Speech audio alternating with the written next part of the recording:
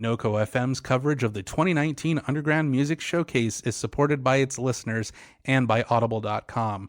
With over 180,000 titles to choose from, Audible.com allows you to listen to an expansive library of books for every taste on your iPhone, Android, Kindle, tablet, or computer. To learn more and get a 30-day free trial as well as a free audiobook of your choice, which is yours to keep whether you continue after the trial ends or not, go to noco.fm/audible. That's noco.fm/audible. And thanks to Audible.com for their support of NoCo FM. Diverse voices. Unique sound. Not the same old thing. Different. This is NoCo FM. On the eve of the Underground Music Showcase, we had an opportunity to sit down with UMS headliners and prog-rock gods Black Mountain. This interview was conducted in collaboration with 303 Magazine, and a link to their article about the interview is included in the show notes for this episode. Stay tuned all weekend for more coverage as UMS rolls on. I have a broad question. How's the tour been so far, guys?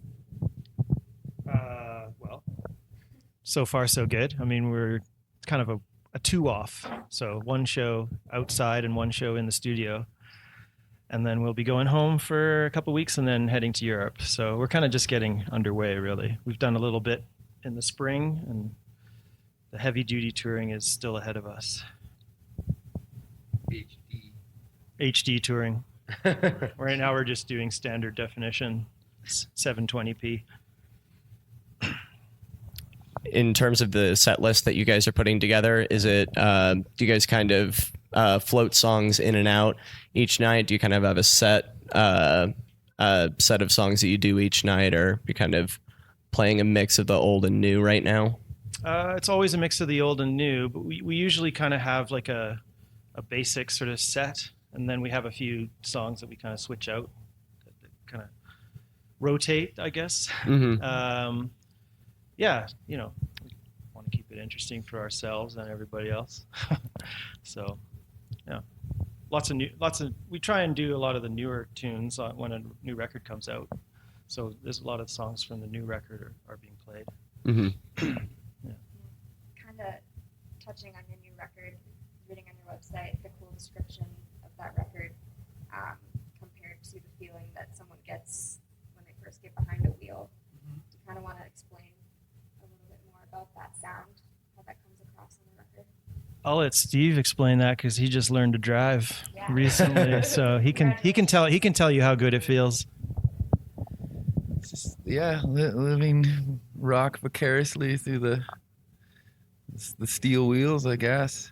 Just re-experiencing life for the 50th time, over and over and over, and then I don't know.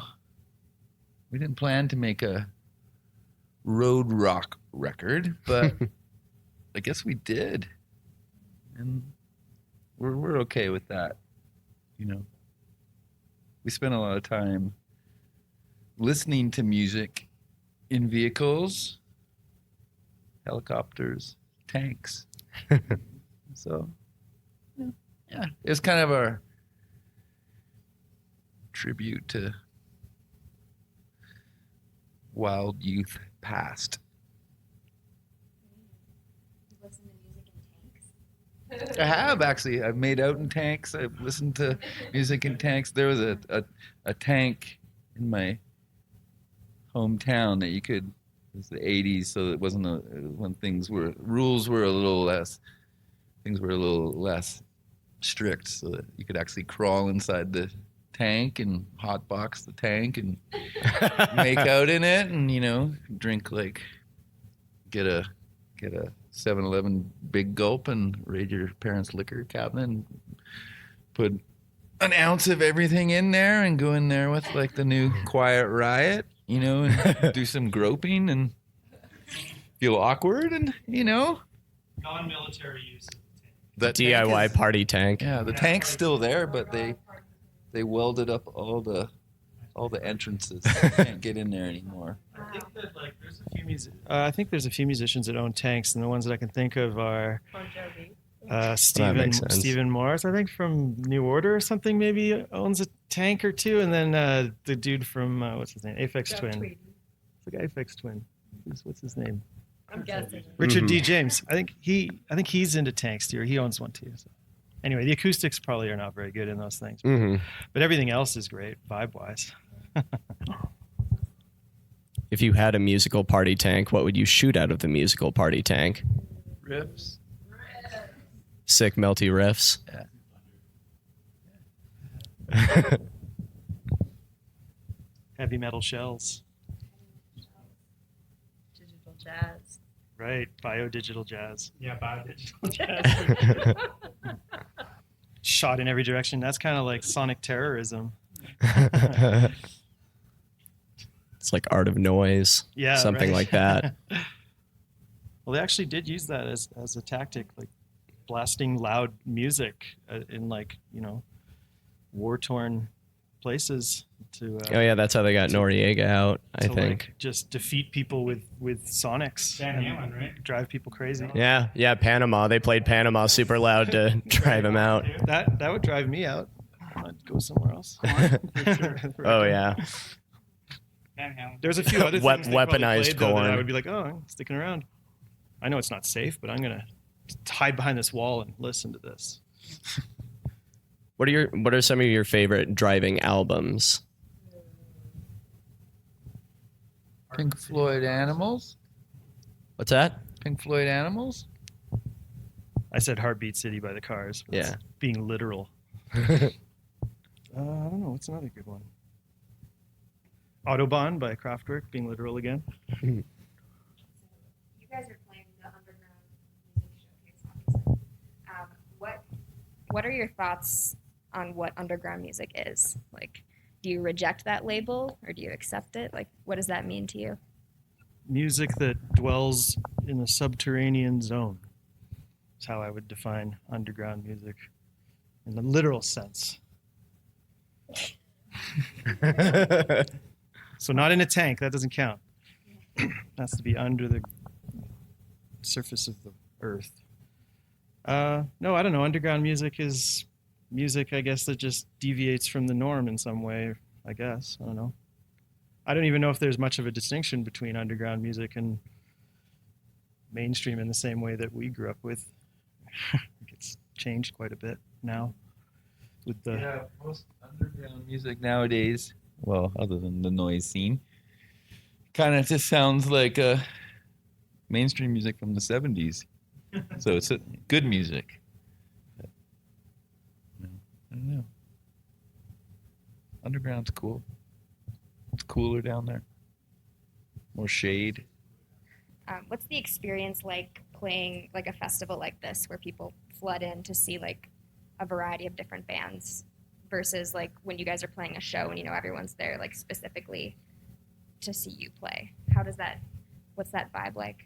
I don't know. Sometimes it's really stressful and boring, and sometimes it's like totally amazing. We definitely like playing outside. So when there's things to look up at, like mountains or condominiums, How is it stressful? it's usually just hectic. It's like kind of sometimes it feels like you're going to the mall. Not necessarily the plane, just the because it's usually there's a very strict schedule of time, depending on how big your band's name font size is on the marquee. Really depends sometimes with how much respect you're treated with. You guys have a huge font size for this festival. Yeah, so it's gonna be awesome. Yeah. Are there any bands that are playing this festival that you're going to try and see or that you're really interested in hearing right now? I just saw that my buds, Gardens and Villa, who are from Los Angeles, are playing a couple hours before us. Mhm. And I was gonna, I hung out with them a bit in Los Angeles. They're on one of the family labels, whether it may be on Secretly Canadian. And I'm gonna see Chicano Batman because I don't know what that is, but Sold on the name alone. Ela Bamba Rips. Yeah, absolutely. Yeah, I'm not going to be. We won't be here, but my studio partners in that band. And, Oh, cool. Yeah. And what's their name? Ryan Oxford. Great. Yeah, we have a recording studio in Portland called the Center for Sound Light and Color Therapy. Very cool. Successful plug.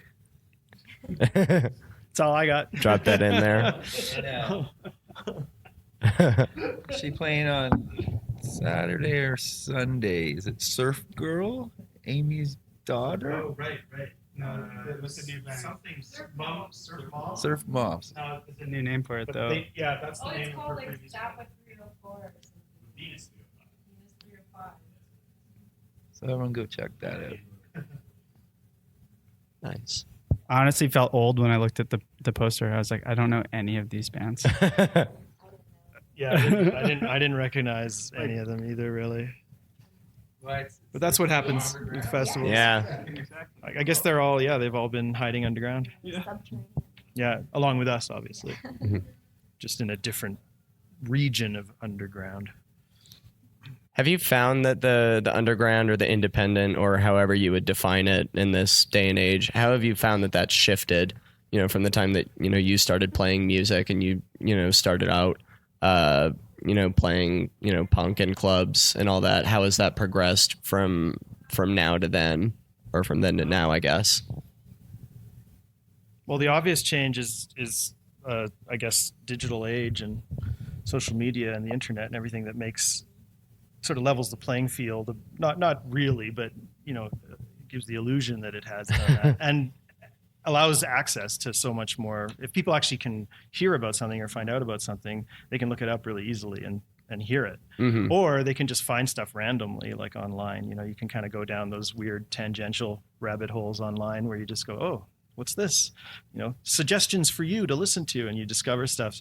So I guess a lot of people can discover stuff they would never hear about otherwise, other than, whereas before it was like you had to go buy a zine or something, or hear it, the distance from hearing something at a party or something, or a college radio station, actually figuring out what it is and where you can go buy it was like quite a bit. Mm-hmm. You had to put some effort into it, whereas now you can there's a little more immediacy. So it's just, that's the obvious difference, I guess. So would you say it's easier nowadays for a band to break, or a musician to break, or at least I think it happens get their a lot music quicker. out? I doubt it's easier because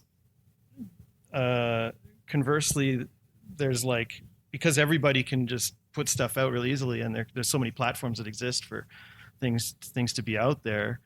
There's a lot more content to sift through. So I don't know what kind of impact it has on actually people having success, but I mean, I'm sure it does. But I don't know. I wouldn't know how to quantify that. Yeah. It's all pretty confounding to me.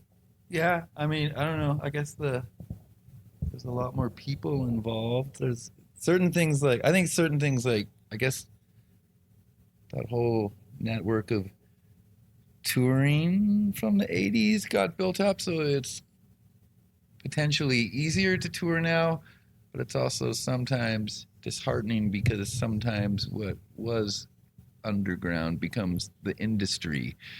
So now there's a lot more, who's your agent? And it's like, well, that's that dude over there counting the bills, y'all. It's him, obviously.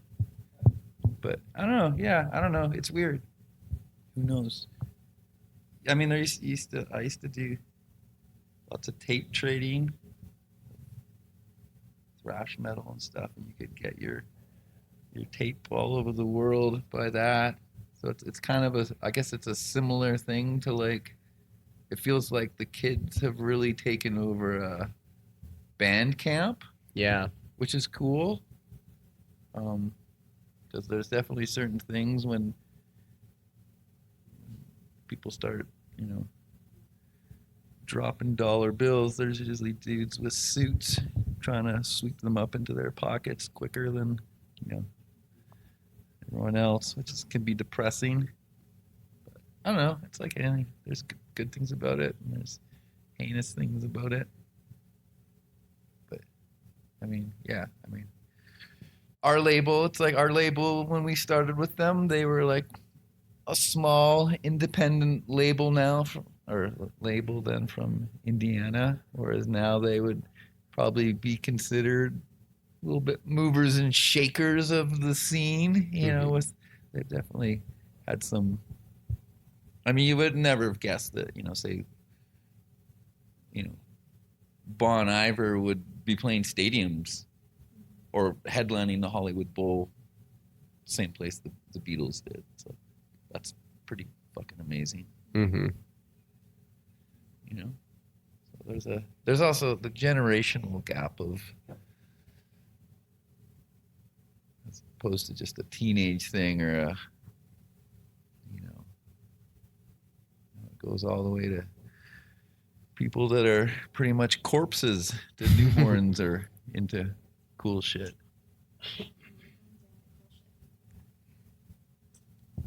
So a couple of you have jumped on for this last album, correct me if I'm wrong. What's it been like joining the family? A huge honor and a joy. I mean, I've listened to Stan for over a decade, so it's super fun to play some of my favorite songs and then collaborate in creating new stuff. Have you seen that movie Rockstar with Mark Wahlberg? No, but I love Marky You Mark. guys should watch that movie, but it's kind of the same kind of thing. He gets to be the lead singer of the street band.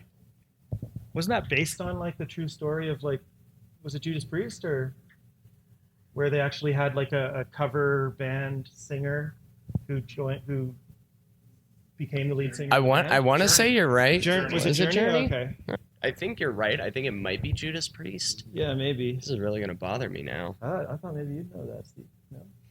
I don't know. This guy knows a bit more about Judas Priest than Andrew Halford left.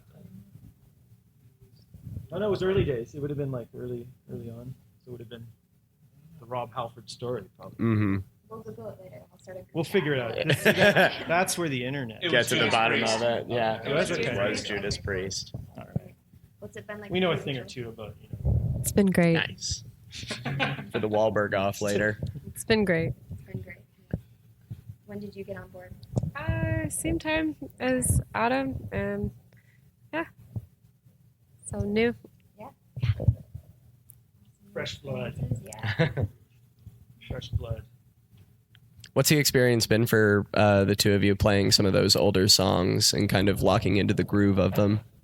Or just, has it been, what was the experience like playing the older material and getting used to it? Fun, super fun. They're great songs. Yeah. Feels right. Do you guys have any specific goals for this performance in Denver? Start a cult. Shifting things around a bit and trying some new things. A few more instruments on stage for this will be the debut of some extra instruments on stage, and where things stand and sit has been switched up a bit. What are the extra instruments? There's a. What do you think? Is it a secret? Secret. People have to see the show. Someone's gonna be standing there and be like, "This is pretty good," and then something will pop in, and they'll whoa, mind blown. Where'd that come from? Must be the new blood. Yeah. So would you say there's still an amount of experimentation that you're doing on this tour in terms of those new sound elements and working those in? Yeah, and we've been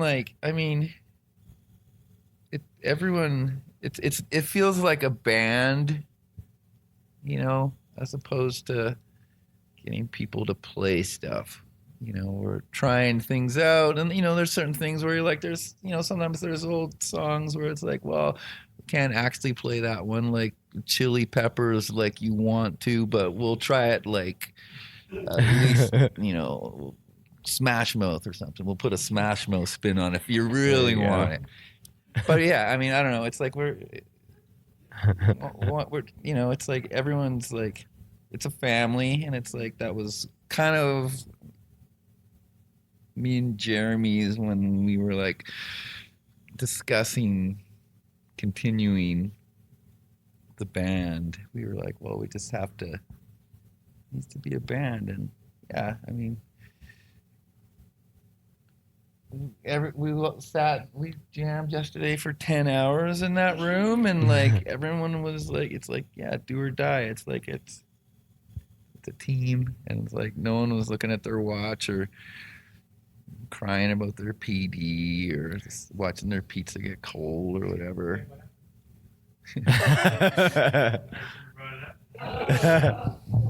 So it's all that fridge it's all the food in the fridge. What do you guys hope that people get out of your performance when they show up to a show? Magic. Yeah, magic. Getting transported to a different place. Yeah. And if not magic, at least a magic trick that's well executed to trick you into thinking you've been transported into Sort of another like place. Could introduce magic tricks into your set. Yeah, exactly. Sort of like Tron, where you're playing a game and then all of a sudden you realize you are in that game. Yeah. Break through the fifth wall. I don't know what wall that is. I think it's like the You 10th. would know, Arjan. Arjan knows. I mean, a lot of times it depends like what mood we're in and what mood the audience is and the venue. Sometimes it's like, sometimes we're heavier, sometimes we're a little more spaced out. It's like kind of the outdoors thing is always nice because you try to, sounds cheesy to say, but stretch time. You try to stop time and span time, or just, I don't know, if you're like, I remember going to shows when I was a kid and being like, oh my God. And I don't know, if you can make someone feel excited or whatever, or cry or throw a bottle, that's cool. Any kind of reaction, whatever, is nice. Better than no reaction. Is that something that's really rewarding about playing that music in a live atmosphere, is seeing that affect the audience, seeing what kind of power that has over them? Yeah, I mean, sometimes you're on the road and you're really tired and you're bored and you're, tired of looking at ancient ruins in Europe and eating donaires, and you're just like, I just want to go home. And then you play for an hour and it makes everything worthwhile. But yeah, I mean, there's a lot of, there's so many things that happen, well, between the five of us playing, Chris doing the sound, the lights, the audience who's standing in front of you, what they're doing. Like I say, sometimes some people are more stoned, sometimes they're more drunk. Sometimes people get more rowdy. We played numerous times that had some pretty drunken shows at the High Dive here. Oh yeah, that makes sense. Yeah, there's so many variables, down to the electricity or gear breaking down or gear working really well. Like it all affects it in some way that either makes everything great or makes you super depressed for 3 days. Depends on the vibe. Yeah, there's a lot of variables. How do you guys keep creativity alive when you're trying to find that balance between like music and business? Well, when we're making music, we don't think about business. That's how we do it. I don't know. That's probably how most people who make good music do it. It's to the point now too where it's like I hate to use the hashtag blessed, but every time I get if I get because I can get overwhelmed by certain things, and then I'll have to shake my head and be like, I just fucking paid a bill with my band. Right on. whether it's a hydro bill or whatever, or a Visa bill for a pack of strings, I don't care. It's all pretty cool. You know, like I say, filling the fridge full of eggs, some organic half and half. It's like, wow, who would have thought that? Hydro's Canadian for gas or electric. Oh, that's it. Oh. It doesn't break the bank. Yeah. DC Hydro.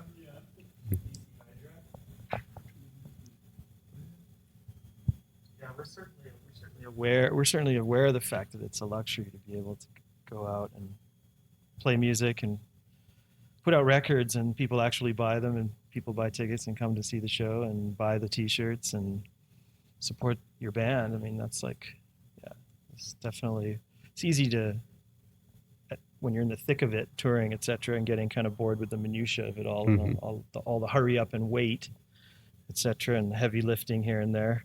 It's easy to kind of forget that a little bit, but it's, we're pretty aware that it's like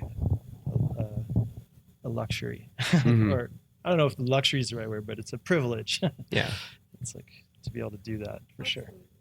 Yeah, I think we'd all agree on that boring platitude. Well, you guys get to go off to Europe very, very soon. Are you going to get any chance to kind of stretch your legs, have some fun there? Or are you mainly focused on playing shows while you're there? In Europe? Well, probably a focus run. Probably a focus run. I mean, it depends on how long we have out, you know? Mm-hmm. There's like some travel days, then we get to pop out and peek our heads around. But, you know, if we're just jamming out and playing the gigs and jamming home because we all have other jobs and other bands and stuff, then we just hunker down and do it, knock it out. Still a lot of fun, you know, especially getting to play for an audience halfway across the world. That's amazing. You get to play on a beach in Italy. Who does that? Dip our toes in the sea. Yeah. Wild. Yeah. Oh, is that in Ravenna? Yeah. Right. Oh, yeah. Tan line on strong. And how many European shows do you have booked? Four? We got the signal. Oh. 4. Our handler says 4. You better be right. Play with Misfits and other stuff in Vegas. Carcass. Oh, that's wild. You're playing with the Misfits? Well, it's at Psycho Las Vegas. Oh, right on. But it was supposed to be Megadeth, but I guess Mustang got sick. And Oh, yeah. so they brought in Misfits, like with Danzig. I think you got the better end of that deal. Yeah. Nothing against Dave Mustaine, but Alack and alas. that's going to be great. I'll be right on. How do you guys prefer to describe your sound? If you could label it. We prefer not to describe our sound, but I guess today we would say biodigital jazz. Yeah. Being blasted out of tank cannons. There we go. That's the new hip genre. Yeah. Everyone will jump on now. I mean, that's got it. Biometric digital jazz, I think. Or is it just No, it's biodigital. Yeah, biodigital jazz. Biodigital jazz. Biothermal. No. Thermal dynamics. So I don't know. It's got to interest somebody out there, right? It's like, I don't know what that is. Don't but want to hear what it sounds like. I'm sold. We were watching. Yeah, I don't know. Should I even bother No. saying where we got it from? Let them figure it out. We just heard it today, and now we're making it for real. Perfect. Yeah. It's okay. All will be revealed at the concert, I'm sure.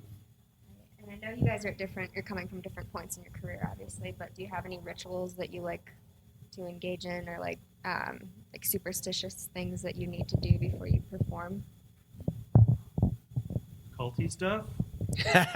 Cult stuff. There goes to me. Come on, you man.